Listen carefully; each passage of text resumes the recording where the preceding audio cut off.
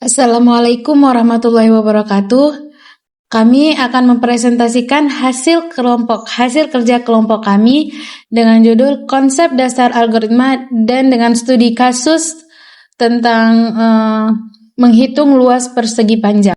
Kelompok kami beranggotakan 5 orang. Yang pertama ada Qurrata Ayun, ada Novira, ada Safira Farhah, ada Ariana Rizkia, dan Raisa Hanum. Sebelum masuk ke inti materinya, saya akan menjelaskan apa itu algoritma. Algoritma adalah serangkaian langkah atau prosedur logis terstruktur dan terbatas yang digunakan untuk menyelesaikan masalah tertentu atau mencapai tujuan tertentu, baik dalam pemrograman komputer maupun kehidupan sehari-hari. Algoritma pemrograman komputer yaitu ada flowchart, pseudocode, bahasa pemrograman, dan bahasa pemrograman. Kalau dalam kehidupan sehari-hari, ada cara memasak mie instan, menyeduh kopi, dan mencuci pakaian dengan mesin cuci. Ciri-ciri algoritma. Ciri-ciri algoritma salah satunya ada input, output, definiteness, finiteness, efektivitas, generality, dan proses. Input adalah algoritma menerima nilai input atau masukan berupa 0 atau lebih untuk diolah. Output, algoritma harus menghasilkan minimal satu output atau keluaran yang merupakan solusi dari permasalahan. Definiteness atau kepastian. Setiap instruksi harus jelas, tidak ambigu, dan terdefinisi dengan baik sehingga tidak menimbulkan kebingungan dalam pelaksanaannya. Yang keempat, finiteness. Finiteness adalah algoritma harus memiliki langkah-langkah yang terbatas dan berakhir atau terminate setelah mencapai tujuan akhir, tidak berjalan tanpa batas. Efektivitas. Setiap langkah algoritma harus sederhana, logis, dan dapat dikerjakan dalam waktu yang masuk akal. Generality adalah algoritma tidak hanya untuk satu kasus spesifik, tetapi dapat digunakan untuk menyelesaikan masalah serupa dengan data input yang berbeda. Yang terakhir, proses. Rangkaian langkah-langkah yang terstruktur dan terurut untuk memproses input menjadi output. Pada bagian ini, kita akan membahas mengenai flowchart. Flowchart adalah diagram yang menggambarkan alur proses algoritma menggunakan simbol-simbol tertentu. Simbol-simbol flowchart. Yang pertama ada terminator yang berbentuk oval, yaitu menandakan awal atau start dan akhir atau stop dari sebuah program atau sistem. Yang kedua ada flowline atau garis alir yang menghubungkan simbol satu dengan yang lain dan menunjukkan arah aliran proses. Yang ketiga ada proses yang berbentuk persegi panjang yang menunjukkan langkah pengolahan data, tindakan, atau aktivitas yang dilakukan. Selanjutnya ada decision atau keputusan yang berbentuk belah ketupat. Digunakan untuk percabangan atau pemilihan keputusan berdasarkan kondisi tertentu. Biasanya jawabannya ya atau tidak. Selanjutnya ada input-output yang berbentuk jejer genjang, yaitu menunjukkan proses input data atau masukan atau output data, yaitu hasil atau keluaran. Selanjutnya ada konektor atau penghubung yang berbentuk lingkaran kecil, menghubungkan bagian flowchart yang terputus di halaman yang sama.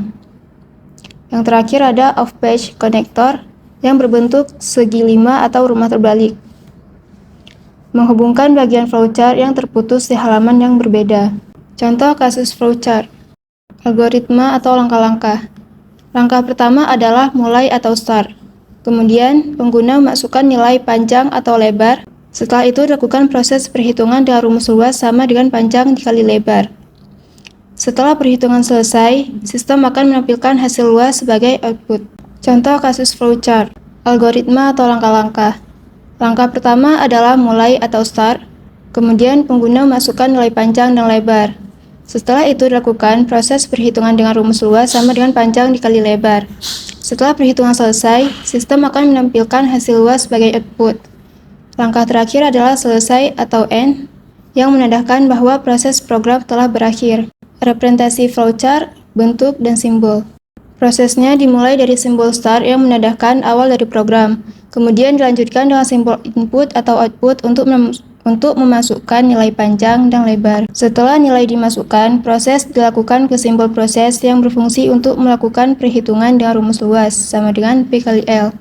Setelah proses perhitungan selesai, langkah berikutnya adalah menampilkan hasil melalui simbol output, yaitu hasil luas persegi panjang. Sebagai contoh perhitungan, misalnya panjang bernilai 10 dan lebar bernilai 5. Kemudian dilakukan proses perhitungan yaitu 10 dikali 5 sehingga menghasilkan nilai 50. Jadi hasil luas persegi panjang yang ditampilkan oleh program adalah 50. Di slide ini saya akan menjelaskan tentang pseudocode. Pseudocode adalah cara menuliskan langkah-langkah algoritma dengan bahasa yang sederhana dan mudah dipahami. Nah, bentuknya itu mirip seperti bahasa pemrograman, tetapi tidak terikat pada aturan bahasa tertentu. Nah, jadi pseudocode ini tidak bisa langsung dijalankan di komputer, tapi hanya digunakan untuk membantu memahami alur sebuah program. Pseudocode memiliki beberapa ciri dan fungsi. Yang pertama, pseudocode tidak bisa dijalankan di komputer karena hanya digunakan untuk membantu manusia memahami algoritma. Yang kedua, pseudocode menggunakan bahasa yang sederhana sehingga lebih mudah dipahami. Yang ketiga, pseudocode biasanya terdiri dari beberapa bagian seperti judul algoritma, deklarasi variabel, dan langkah-langkah proses. Nah, tujuan dari pseudocode itu sendiri adalah untuk membantu menyusun logika program sebelum dibuat menjadi kode program yang sebenarnya. Nah, selanjutnya adalah contoh kasus pseudocode. Pada contoh kasus ini, kita akan membuat pseudocode untuk menghitung luas persegi panjang. Nah, yang pertama, kita perlu menyiapkan variabel yaitu panjang, lebar, dan luas. Kemudian, program meminta pengguna untuk memasukkan nilai panjang dan lebar. Setelah itu, dilakukan proses perhitungan dengan mengalihkan panjang dan lebar. Nah, terakhir, hasil luas tersebut ditampilkan sebagai output. Nah, kemudian saya akan menjelaskan tata cara penulisan bahasa pemrograman Python. Tata cara penulisan bahasa pemrograman Python adalah aturan dasar yang wajib diikuti agar kode dapat dibaca dan dieksekusi tanpa error. Python menekankan pada keterbacaan kode dengan ciri khas penggunaan indentasi atau spasi sebagai penanda blok kode, tidak menggunakan titik koma di akhir baris dan bersifat case sensitif, dan penulisan kode Python lebih ringkas dibandingkan beberapa bahasa pemrograman lainnya. Nah, kemudian ada struktur dasar program Python. Nah, kemudian ada beberapa struktur dasar program Python. Dan ada beberapa bagian penting seperti import untuk memanggil library, dan variabel untuk menyimpan data, statement untuk perintah program, print untuk menampilkan hasil akhir. Python menggunakan indentasi untuk mengatur blok kode. Kemudian ada contoh kasus dari pemrograman Python. Nah, contohnya menghitung luas persegi panjang. Rumus luas yaitu luas sama dengan panjang kali lebar. Contoh perhitungan misalnya panjang 5 dan lebar 3. Jadi panjang kali lebar sama dengan 15. Jadi luas persegi panjang ada 15. Nah, kemudian ini adalah contoh kasus pemrograman Python.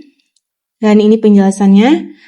Komentar memberikan dokumentasi kode agar mudah dipahami. Kemudian ada input untuk mengambil data dari pengguna atau defaultnya string.